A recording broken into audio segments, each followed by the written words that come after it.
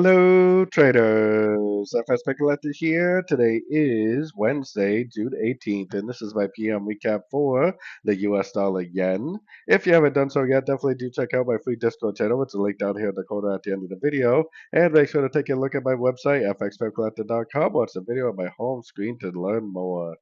So anyways, we had FOMC tonight for the US dollar, which they didn't change rates.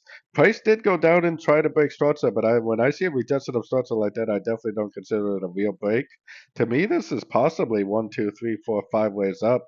If this goes up and takes out the highs and then rejects it and goes down, I would definitely think about getting short. I mean, this whole thing might be an ABC correction like I have labeled here.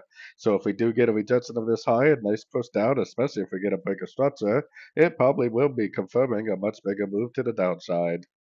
So definitely keep an eye out for that. The breaker structure is what you really need to watch for the confirmation. You potentially could enter before that, but either way, the breaker structure should confirm it.